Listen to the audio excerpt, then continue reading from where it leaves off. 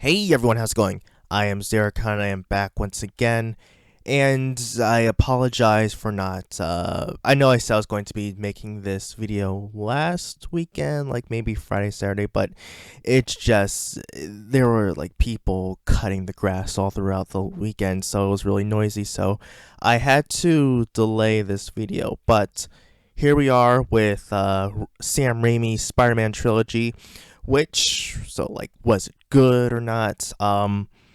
So yeah, so I rewatched the movie, and it's the trilogy's actually not bad. I mean, uh this is actually, I think, one of the few movie series that I've completely seen in theaters. Like, I saw the first one like my as a kid, and I definitely saw the second one with my parents, and the third one I definitely remember seeing.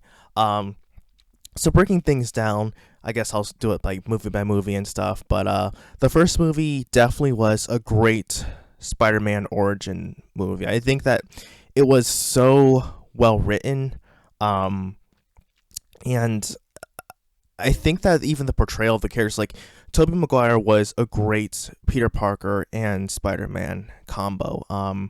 And I don't remember the actor's name for Uncle Ben, but he was also great. Like, his delivery as Uncle Ben, I think, it was perfect, to say the least. And I'm really I mean I think that the dynamics between Peter and Uncle Ben in the movie was great, and it was a very powerful motivation for Peter to become Spider-Man and going forth.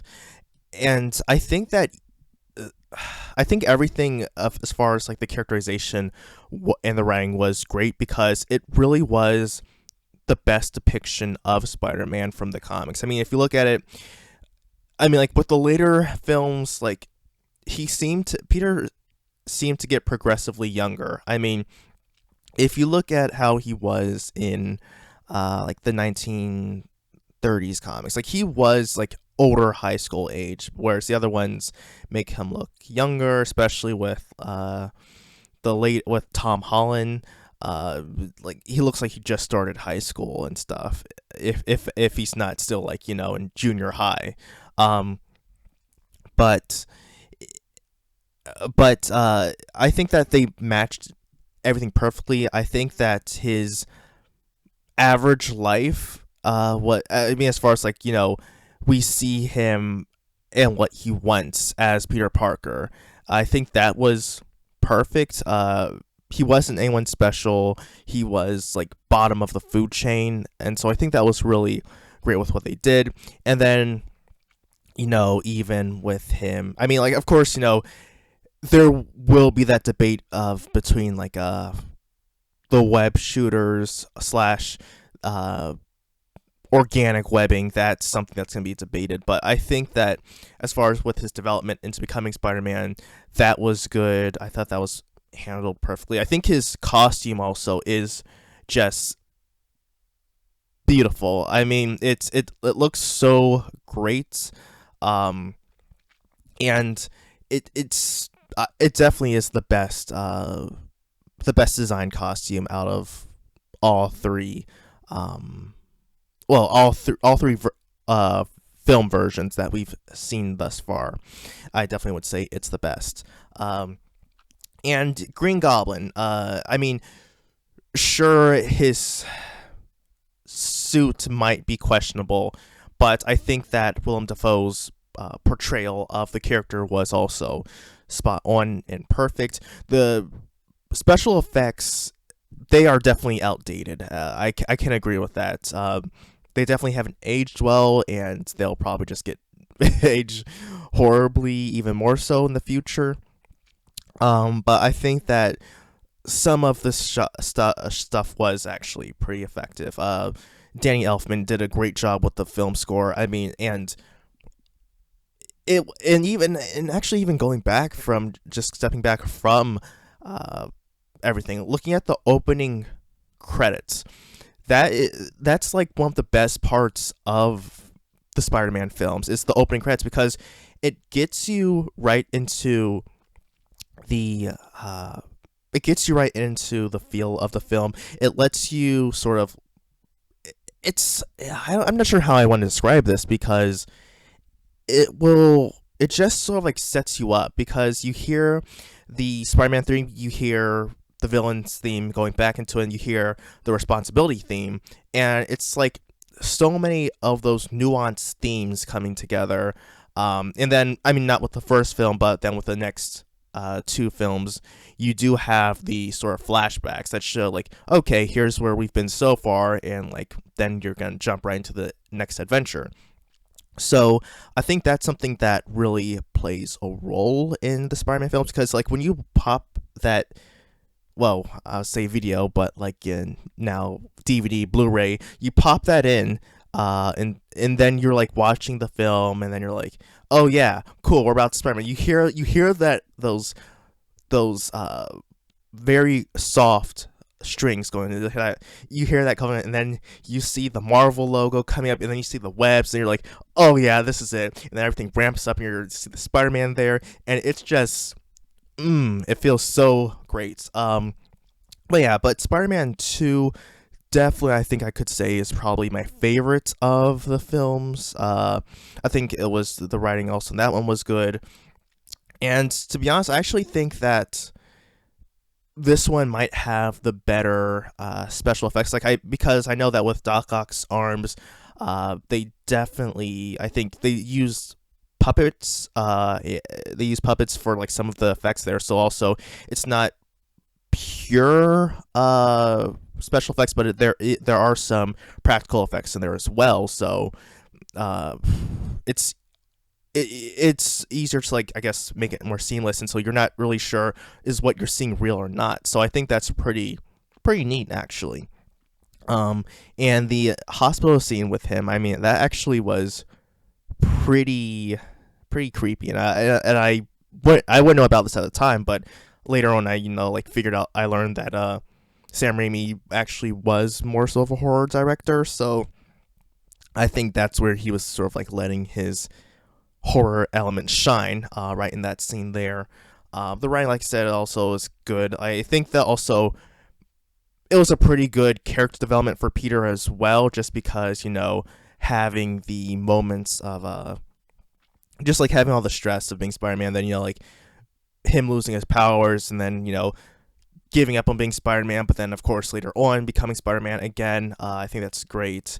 And then some of the elements from Harry as well, and just like seeing him continuing to be bitter over his father's death, and seeing how that affects his relationship with Peter as well, and which of course carries over into Spider-Man 3, which, I'll be honest, as a kid, I I thought very highly of this film, but looking back at it, rewatching again, it's not really that great. I mean, it's not horrible as like people as I've heard people say, like it's bad, but it definitely is flawed, and definitely the most flawed out of the trilogy. I mean, I can understand where people are coming from, saying like there are too many villains, but I think that if it was handled better, it could work. I mean, if you look at, say, Batman Begins, for example, you have numerous villains. I mean, you have Carmine Falcone, you have Ra's al Ghul, you have Scarecrow, you have all of them. They each all have their own sort of individual arcs as far as the roles they play within the film, but they're so fleshed out, and they're fleshed out, and they're in their own special sort of areas, or their own parts of the story, so that it's not a problem. Um, and so like the story transitions well with each sort of villain being a part of the each individual act. But so I can understand why they're saying that, but I think that it still would work. Again, also, this wasn't the film that Raimi wanted to direct. He wanted it to solely, he didn't want Venom to be in there at all, but that was something that Sony pushed onto him, because they wanted, that would be great for marketing, which it was. I mean, I was the dumb sort of teenage young teenager at the time, and I was like, oh my gosh, it's got Venom, so it's gonna be like awesome and stuff. Um, so of course, that was something I saw. I was like, yeah, of course I like that because it had Venom in it. So like that's cool, but that's not really wanted. I mean, like if he focused on solely if he focused on the Sandman and like New Goblin, which I'll be honest, like I think that the design for New Goblin is just that was just like so, I don't know. I was like so kind of edgy. It's like, yo, we've got like flying hoverboard. I mean, not the flying hoverboard, but just like it just looked like so rebellious teenager design. I mean, seriously. And then you also had it like his katana blade and stuff. I'm like, oh my gosh, like.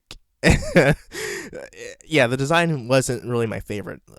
I'll admit. I mean, sure, like maybe he wouldn't necessarily be the next like full Green Goblin, but the design just wasn't for me and stuff. And of course, again, the special effects from that were definitely gonna age poorly as well. I guess the Gwen thing might have been a bit forced. It wasn't. I can understand what they were going for, but it wasn't. I don't know. I mean, Gwen just seemed like, all right, we're here just because we need you for like plot reasons. But then other than that, though, it's like, okay, you're gone. Like there's nothing. There's nothing like really special. There's no real reason why she could have been in there. To be honest, I mean, so that was something that was disappointing. And while while I think it's Christopher Lee. No, not Christopher Lee. Christopher Young, who was composing the music for that movie because of the fact that because there were disputes between Danny Elfman and Sony, like as far as like the music and stuff. So they brought in Christopher Young, and I think that he did a pretty decent job with writing the music. Now, the opening theme for the credits, it actually, after listening through all three of them, it definitely felt a bit weaker. Didn't feel as powerful as the first two, and that's actually interesting considering the fact that 3 is supposed to be Spider-Man sort of like at the top of his game, where he's really popular and stuff. So by starting out with a somewhat weaker theme, it's a bit, I guess, disappointing. Now, the Black Suit theme was great. I do applaud him for that. I also applaud him for the Sandman theme. I thought that one was good as well. So I think that Young definitely did his homework when looking at what Elfman did and then trying to sort of recapture that for this film as well. So other things I think might have been sort of downhill, or rather, I guess the the weaker points of the film trilogy. So of course there are the meme faces that you've seen with like Tobey Maguire and stuff, and there's also that like common thing where it's like always Mary Jane's always just like screaming and stuff, and it's like it does get pretty annoying and just like facepalm facepalm worthy. But I guess really those are the weaker points, I would say. I mean, on occasion there might be some awkward dialogue, but okay, yeah. And of course there's the emo Parker, or rather Bully Maguire thing. But I'll be honest though, the Bully Maguire, it can be funny though. It's possibly just like cringy, but it is something that can be a bit of, it's bad, but it's also good at the same time because it's sort of like cringy and stuff. Now I still would like to see I would still like to see Raimi come back again with Toby, with everyone, and make like a Spider-Man 4. I know that we will never get it, but like it's something that I would just love to see because the Raimi's the Raimi trilogy is the definitive Spider-Man films. Like I have not seen anything that has equaled that at all. And to be honest, like I would love to see what would happen next because I know that there was supposed to be Black Cat and the Vulture for Spider-Man 4. Anne Hathaway was supposed to be Black Cat, which is pretty funny considering how she was Catwoman in Dark Knight Rises. And I think I heard that John Malkovich was supposed to be Vulture, but I'm not sure. But that would be definitely cool to see as well. And I think that there was supposed to be two more films after, which would, well, 6 being the last one. But I would really like to see what would have happened if Raimi had gotten to have the films that he wanted, which is disappointing considering the fact that, you know, the first two were definitely great. And while the third one was flawed, I still found enjoyment in it. But that is what we have for now, I guess. But that will wrap it up. Thank you so much for watching this video.